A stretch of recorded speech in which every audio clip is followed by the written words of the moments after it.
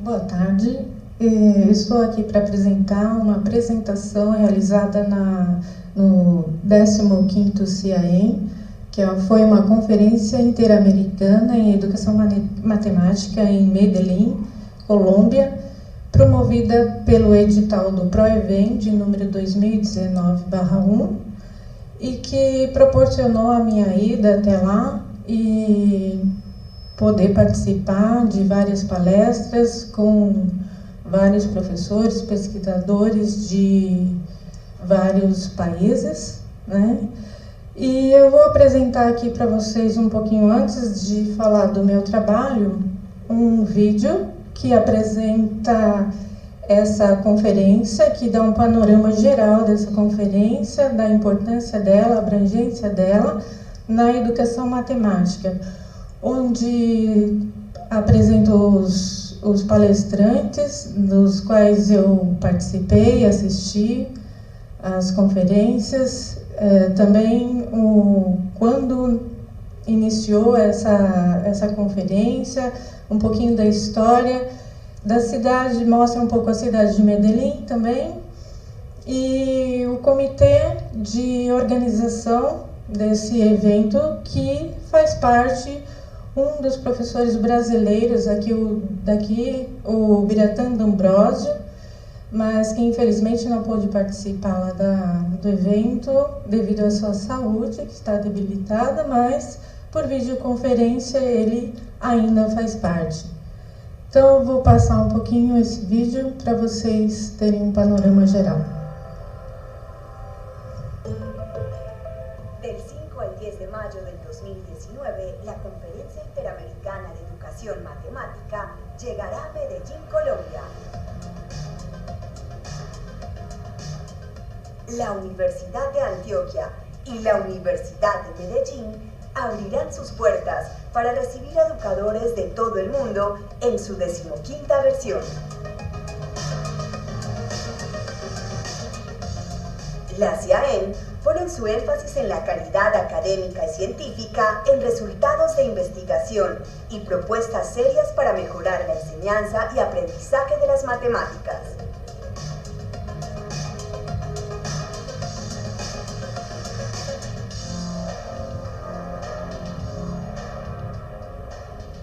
Esta versión contará con la participación de conferencistas de reconocida trayectoria, entre los que se encuentran Jill Adler de Sudáfrica, Ferdinando Arzarello de Italia, Manuel Santos de México, Salvador Ginares y Luis Rico de España, Yoshinori Shimizu de Japón y Michael Shaughnessy de los Estados Unidos, entre otros.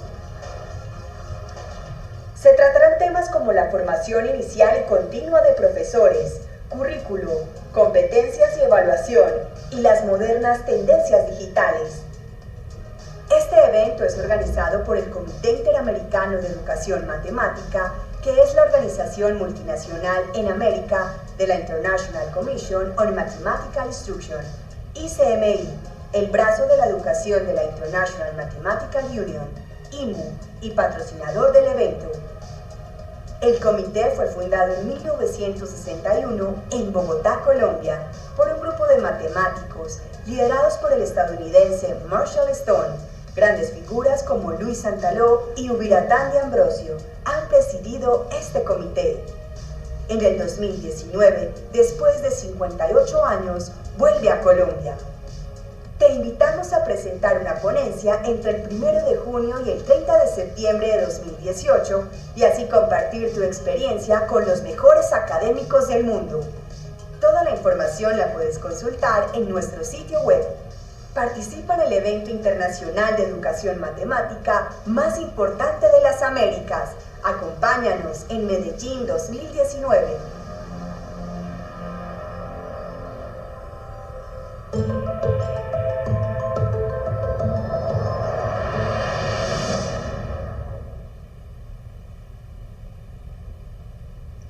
Bom, o trabalho que foi apresentado lá foi realizado por mim, uma professora da UTFPR, a qual eu trabalho num programa de cooperação entre a UDESC e a UTFPR de Campo Mourão, E também realizou esse trabalho conosco a bolsista Cristiane, daqui da UDESC. E vou tratar um pouquinho sobre o aluno autista, que essa pesquisa vem sendo realizada desde 2016, e este ano é o último ano que nós estaremos acompanhando esse aluno autista em sala de aula.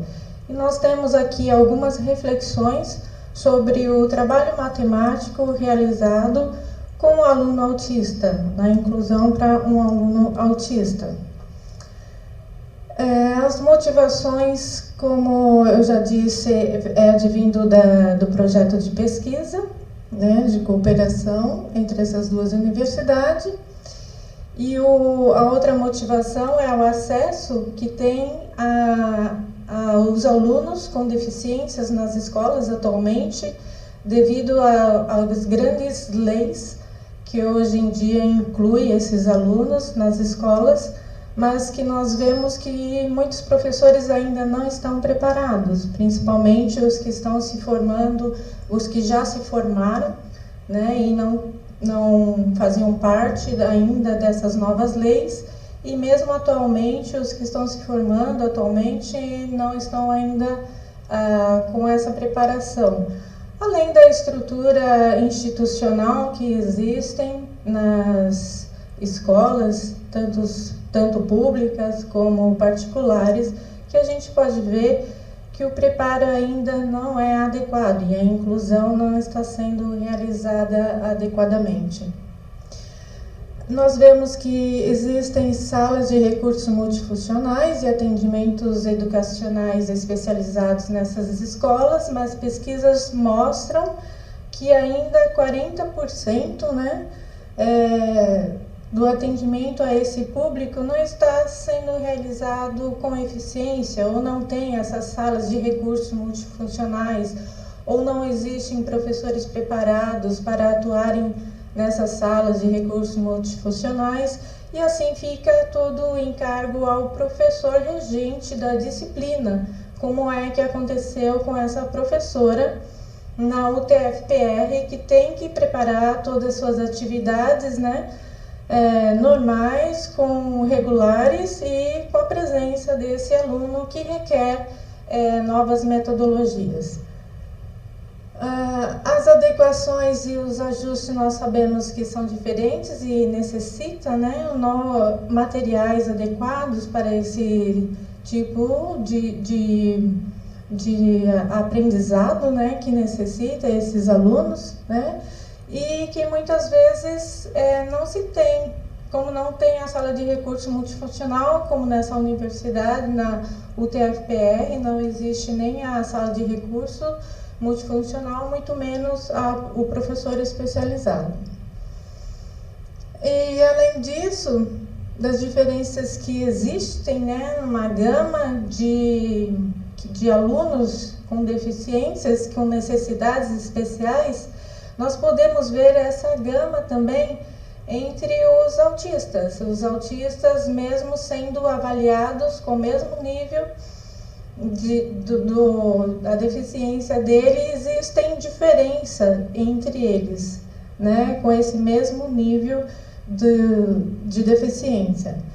E nós vemos que é possível observar vários indivíduos diagnosticados com o mesmo tipo de autismo e pode ter perfis com características próprias, diferentes um dos outros. Isso nós encontramos em pesquisas bibliográficas, né, que foram realizadas e que motivou a seguinte questão do problema: quais as características do trabalho matemático durante a inclusão escolar de alunos com TEA, um transtorno do espectro autista. Então, o objetivo da nossa investigação foi, nesse contexto, esse trabalho é apresentar algumas características do trabalho matemático que se constituem nas instituições durante o processo de ensino-aprendizagem dos alunos com autismo. Nós vemos que, além dessas diferenças de necessidades especiais entre esses alunos, nós vemos também a necessidade de uma maior adequação de materiais didáticos para o ensino da matemática, pois a matemática é abstrata e não é fácil para um aluno regular que está numa escola regular, muito menos para os alunos que têm necessidades especiais, né? Então, a metodologia utilizada foi de cunho qualitativo. A realização dessa pesquisa foi através de uma investigação bibliográfica de artigos, né, que, segundo Gil, é desenvolvida a partir de material já elaborado, constituído principalmente de livros e artigos científicos.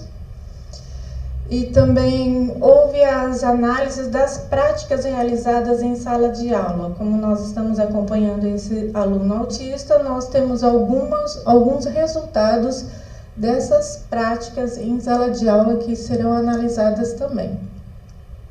O referencial teórico utilizado foi sobre o trabalho matemático. Então, nós estamos nos referindo ao trabalho matemático aqui com esse aluno autista, né, que, segundo Parra e Otero, 2011, é composto por 3 aspectos inseparáveis, que estão diretamente ligados aos elementos da teoria antropológica do didático, que eu vou falar daqui a pouco, como que é constituída essa teoria, e tem contribuído com a didática da matemática.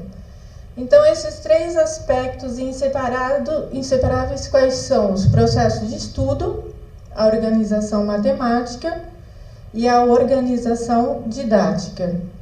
O processo de estudo pode ser entendido como processo de construção matemática e o resultado dessa construção é a organização matemática. E, finalmente, a maneira em que se organizam se constitui uma organização didática. Então, a teoria antropológica do didático, ela é do autor de Chevallard, de 2009, e é caracterizada por um sistema didático que é chamado por S, e é composto por PAO, como está ali dentro do parênteses, onde P é a relação que existe entre os professores, o A, os alunos, e o O é o saber. E, de acordo com essa teoria, toda atividade humana situada no interior das instituições concretas constitui um ensino e aprendizagem do conhecimento matemático. Isso conclui as condições visíveis e invisíveis. As visíveis, que nós queremos dizer que são todas elas constituídas, né, dentro de uma estrutura da instituição. E as invisíveis nós podemos considerar aqui para esse trabalho, que são a questão abstrata da matemática, né, impostas por essas instituições, podendo inclusive limitar o ensino e a aprendizagem do conhecimento matemático. Para Chevallard, existe uma hierarquia dessa organização matemática e as correspondentes das organizações didáticas, colocadas de cima para baixo. Então, se a gente vê de cima para baixo, nós vemos que essa organização vem desde as civilizações, né, passa pela sociedade, vai pela escola, pedagogia, disciplina, área, setor, tema, até as questões mais específicas dentro da escola. Então, nós vemos, por exemplo, um teorema de Pitágoras que foi descoberto por antigas civilizações e que vem sendo até hoje ensinado e que muitas vezes não sofreu mudança alguma, né? Nós vemos algumas organizações didáticas que podemos perceber com o uso de materiais didáticos, como se ensinar esse teorema de Pitágoras, por exemplo, de uma maneira diferente daquela que a civilização impôs até os dias de hoje, né, que nós vemos. E que são questões abstratas, né? E essa hierarquia é interpretada para estudar o conhecimento de certas questões e reconhecer um caminho começado pelas civilizações e que continua na sociedade, bem como na escola, na pedagogia, em certa área e dentro de uma disciplina, por certo setor da área e por certo tema. Então, nós vemos aqui que existe não só entre as pessoas um autismo, né, mas Segundo o autor, não sou eu que estou colocando aqui, existe um autismo institucional, né? Um autismo temático da instituição. E o que é isso, um autismo temático da instituição? É que quando o professor se fecha nos temas, como do currículo oficial, que propõe as sucessivas reformas dos documentos de administração educativa e dos livros didáticos. Bom, se o professor é fechado a esse currículo, que nós vemos que os currículos mudam sempre, mas a forma de se ensinar continua sempre a mesma, não houve tanta mudança assim quanto precisa, né? Então é considerado como um autismo institucional, segundo Gascon aqui, né? Ele interpreta a teoria antropológica do didático de Chevallard também. É frequente que se acredite que o ensino médio seja inadequado, porque os estudantes não se adaptam às exigências e requisitos do nível seguinte e da universidade. Então, nós vemos que essa adaptação na universidade, quando o aluno parte do ensino médio para esse novo nível de ensino, eles vão ter muita dificuldade, vão pedalar muito aqui na universidade. A gente vê isso nos primeiros anos, né, em que alguns acabam, inclusive, desistindo do curso escolhido. Além do autismo institucional, também, Chevallard, 2001, fala do autismo disciplinar. Em longo prazo, cada disciplina define seus conteúdos emblemáticos, incluindo o estudo dos conteúdos das demais disciplinas.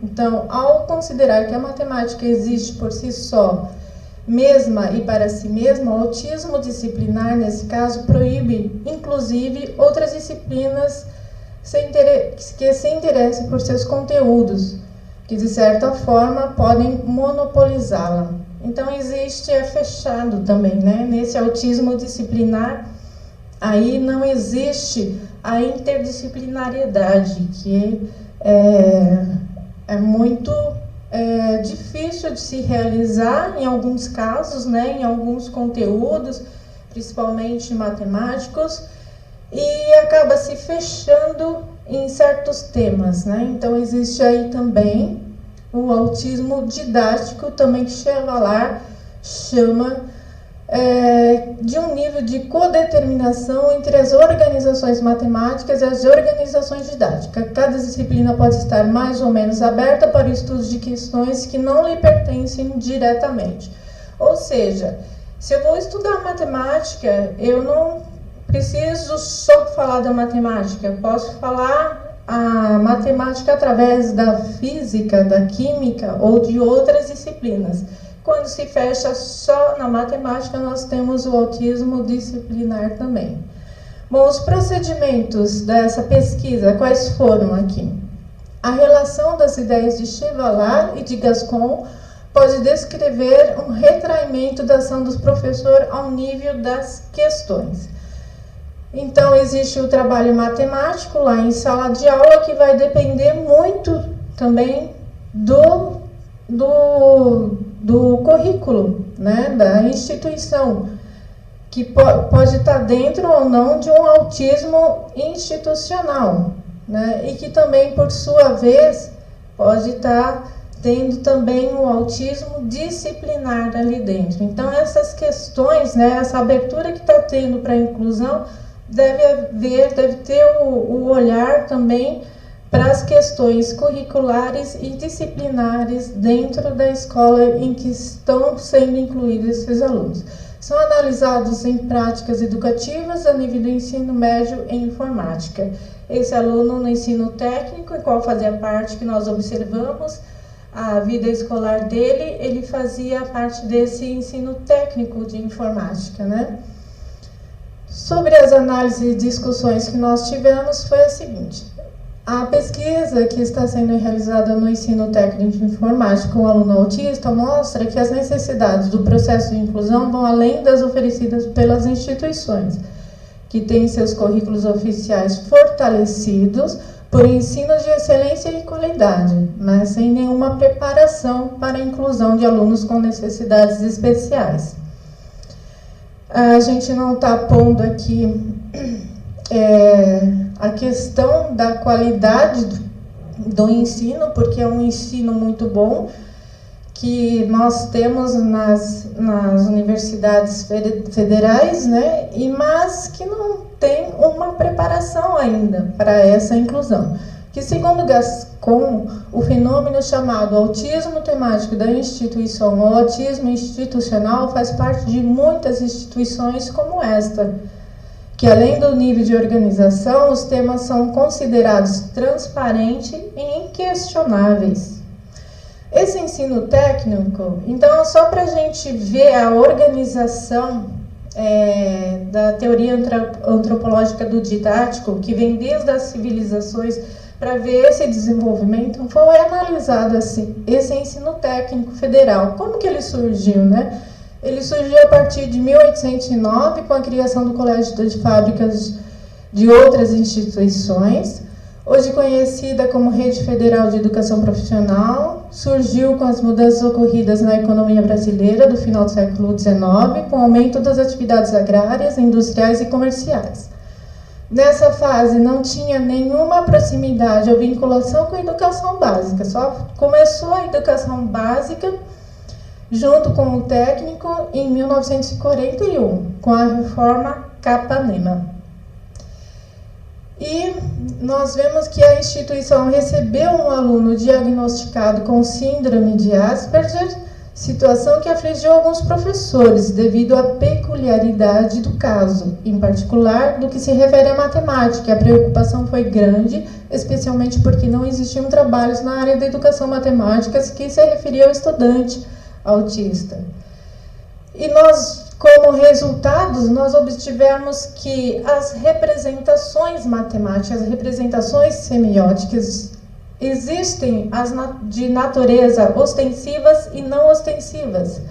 As não ostensivas dos objetos matemáticos é um agravante no caso das pessoas com autismo, que possuem um entendimento muito literal da palavra. Ou seja, os não ostensivos, a natureza não ostensiva quer dizer que é tudo que é abstrato na matemática e que é de sua natureza ser abstrato, né?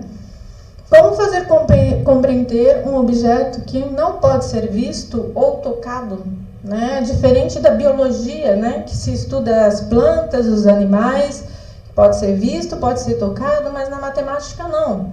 Estuda-se teoremas, as formas, aplicações de fórmulas, tudo, mas que não pode ser visto ou tocado, né? Por meio das representações semióticas, as pessoas com autismo pode acessar os objetos abstratos, mesmo com certa dificuldade. Vamos ver de que forma. As instituições educativas deveriam ter sobre sua responsabilidade o trabalho de possibilitar e capacitar a articulação de vários registros de representação e as diferentes interpretações dos objetos matemáticos, uma vez que, quando essa articulação é deixada para o trabalho privado do aluno, as possibilidades de insucesso são elevadas. Isso segundo esse referencial teórico pesquisado de Luca, 2014. O interesse e busca do docente por alternativas possíveis foi inevitável para o tratamento diferenciado que o estudante requeria em termos de ensino e aprendizagem.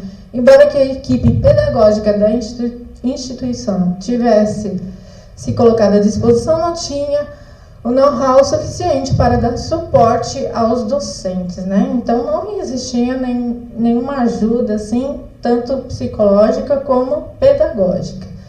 E das considerações que nós tivemos foi com a contribuição de software dinâmico, é o que permitiu o trabalho ostensivo em relação aos trabalhos não ostensivos, ou seja, através da visualização dos gráficos, né? O aluno pode chegar aos objetos não ostensivos, abstratos, que é tratado algebricamente. Para o estudo em tela, a utilização de materiais concretos mostrou-se mais eficaz juntamente por sua característica ostensiva. Eles começaram a participar, inclusive, de projetos junto com bolsistas, na preparação de jogos matemáticos também, começaram a através de software, a montar jogos matemáticos, né, com o tema da trigonometria, sobre matrizes, o que eles estavam vendo ali, né? Então começou a trabalhar de maneira ostensiva com esses objetos abstratos da matemática.